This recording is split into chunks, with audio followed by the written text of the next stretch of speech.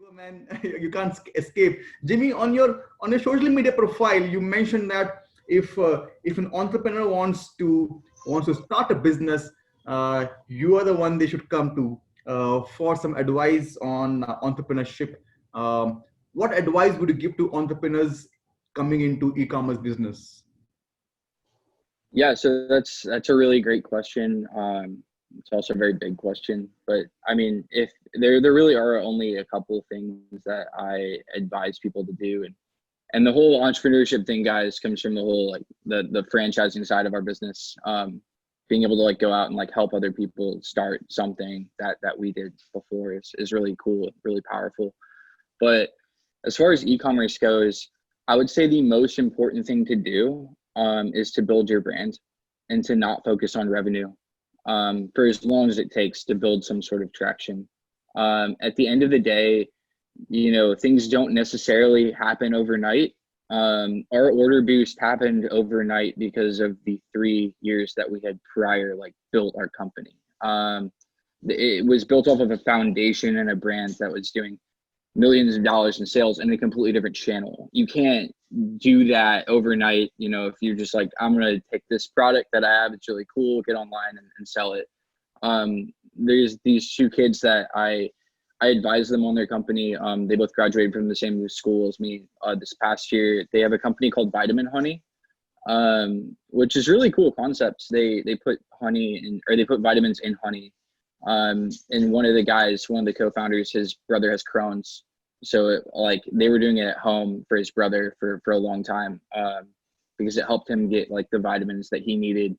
And it's really interesting how they're so gung-ho to get so many different things done. But at the end of the day, the thing that has mattered the most and the thing that helps the most is being able, sort of like David said, to build a community first, but also to build content.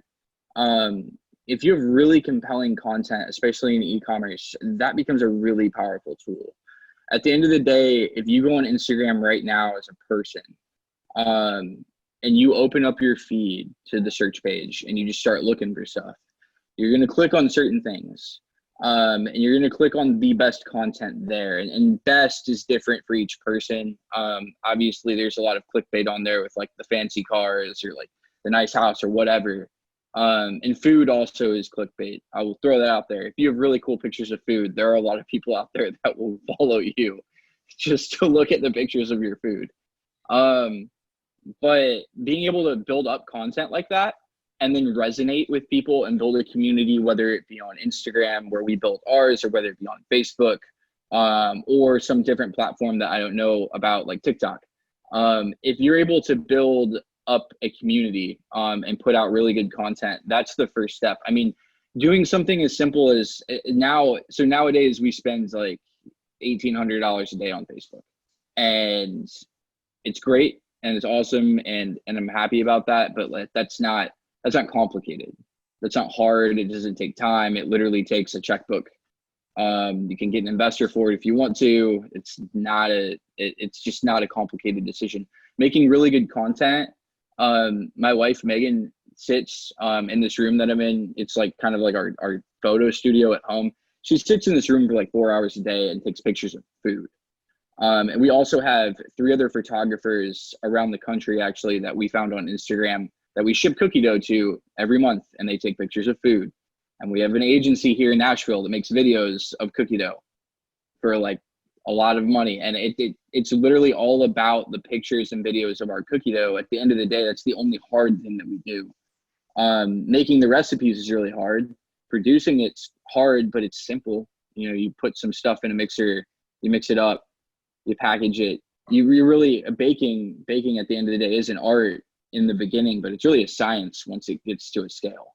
And a science is not complicated when you're following a recipe.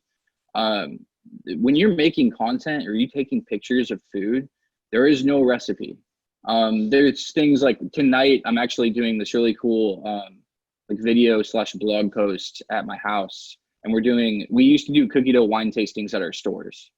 Right, because of COVID, we don't do that anymore. So I'm doing one at my house tonight.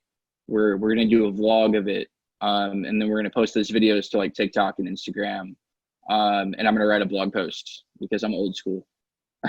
and it'll be something fun, right? But making that content and developing that helps engage people. It shows people that if you buy our product, you can engage in this at home. I have a lot of gluten-free friends. My mother has celiac disease. So gluten-free dough has been something that's really important to us. Making a gluten-free dessert, it's surprising, or it may not be surprising to you guys, especially Dawn, but like gluten-free desserts are hard. And they usually don't taste very good. So making that dough was really important to us. We have a lot of vegan options. That was extremely important to us. There's a lot of people out there that have never been able to have cookies or baked goods because they are dairy free. There are a lot of lactose intolerant people like around. So developing stuff like that was really important to it for us. But seriously, community and content, and that if you can do those two things, someone can come along who's smarter than you in any sort of like business sense or knows more about advertising or something like that, and they can help you sell it. But building up that community and that content, that's up to the entrepreneur, making that product, that recipe, like those things. That's why they pay you the big bucks, right? Because you can make a really cool recipe and you can take really cool pictures of cookie dough, apparently. That's very, it's very inspiring, Jimmy. So yeah.